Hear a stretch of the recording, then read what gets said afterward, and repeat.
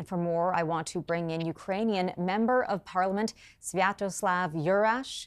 Joins us now. Thank you so much for taking the time to be with us today.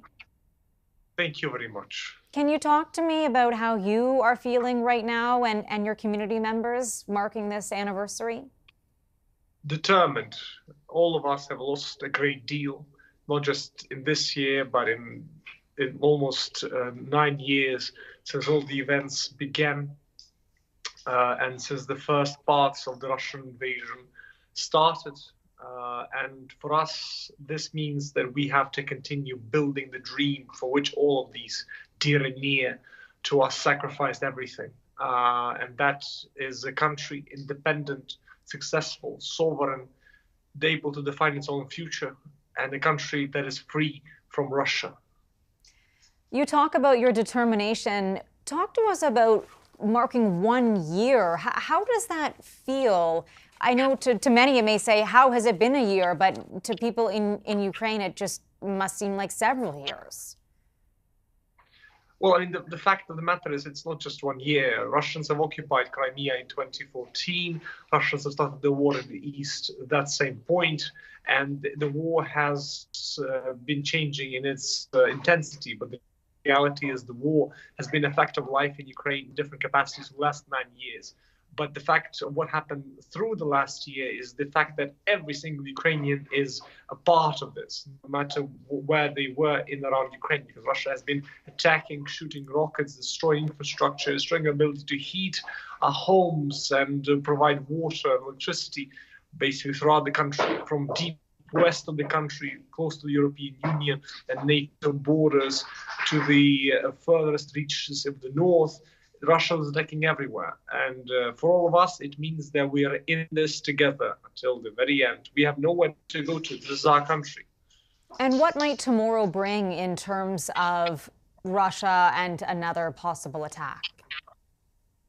The reality is that we have seen much that Russia wants to portray on our borders and to create that expectation. And we don't have any choice but to prepare for every option, every avenue that Russia might attack again. But again, it is not what we want to have, of course. But basically, we have to prepare for anything and all from Russia.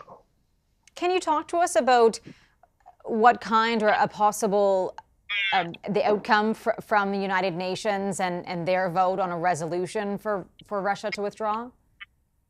I mean, the fact of the matter is UN votes are just demonstrable of the fact that this is not just Ukraine fighting Russia. The world is watching.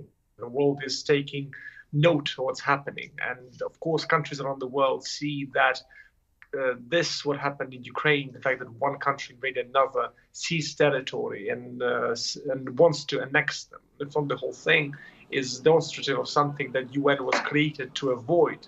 So supporting Ukraine right now there is not just about Ukraine. It's about maintaining the very idea of international law and order. Because if that is not kept here, it will spread and will be repeated in many other places around the world. Just quickly, what will you be doing tomorrow as this 1 year anniversary is marked? Will you be going about your day? What will you be doing? Well, first, it's the day of Parliament, so we'll be voting for many more what Ukraine needs. That's not just in terms of the military, but in terms of being able to support reforms that will help our country change in every way to become part of the Euro-Atlantic community. But also tomorrow, I'll be presenting the results of my coalition that I've assembled through this year in the work that I have tried to do all around the front lines. In different parts of the country, and telling what we have actually achieved in terms of helping civilians, helping the military, and in terms of trying to provide for them the most necessary things to go through whatever ordeal they are facing. We thank you very much for taking the time this afternoon to join us. We wish you the very best. Please stay safe. Sviatoslav Yurash, Ukrainian Member of Parliament. Thank you. Always a pleasure.